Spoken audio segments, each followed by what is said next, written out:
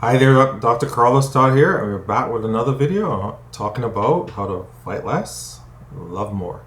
So what are we talking about today? Talking about the workplace. Today's video is focused on why employees quietly become resentful at work. Important to really consider that the most dangerous employee is not the employee who complains. It's the one who goes silent, the one who stops complaining, who stops talking, who stops, they just come to work, but slowly they're building resentment over time, and that resentment can be felt sometimes, but it is not heard. Resentment is built, it's not born. It builds over time. It's based on hundreds of small moments where individuals is accumulating experiences that suggest to them their voice doesn't matter, their presence doesn't really matter beyond just doing some tasks. Their opinions don't matter. Their ideas don't matter. They're invisible. One may think to yourself as an employer or manager, as long as you come in here and do your work, that's good enough. But there is a challenge here, I think, that one needs to consider, because it comes down to the issue of efficiency, right? You may be getting 70% of that, 60%,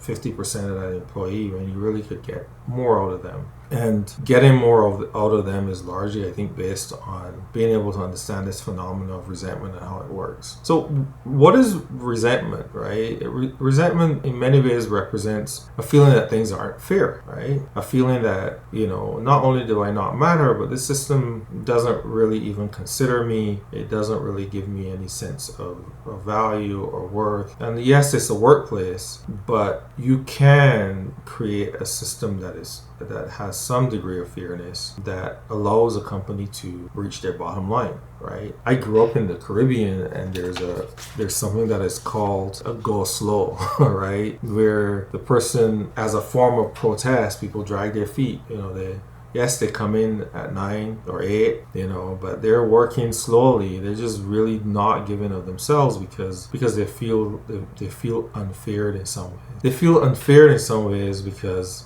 at some point they were dismissed. They choose not to speak up. They've been labeled as difficult. They've been labeled as a problem to be tolerated, right? Even employees who are top talent, right? They've been labeled because they don't, they raise their hand too much, and the hand gets slapped down. The resentment is happening quietly, right? At the end of the day, a business is designed to make money, right? And the cost to the operation is the price of their ideas, their skill, their talent that they withdraw. They keep to themselves, right? And the employer may not recognize this because the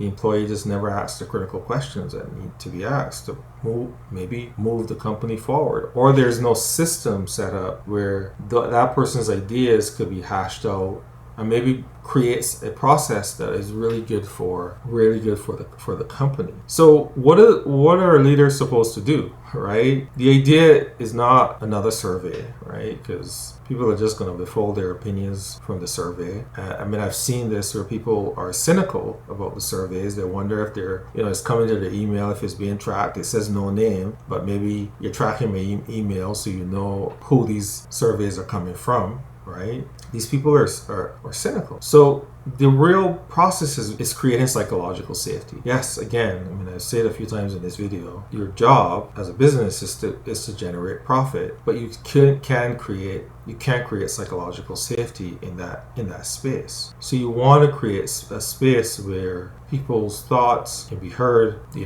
and in some ways those things can be implemented across the organization to help the organization grow. It means that leaders who ask real questions and don't punish honest responses. So you're creating a space for ideas to germinate into something bigger and better.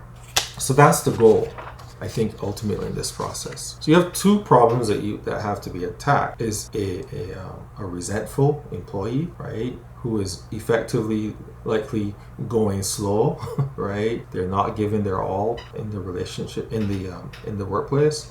And then you have a situation where there may be a need within the organization to change systems or adjust systems so that there's room for dissenting voices to address issues and kind of to make things.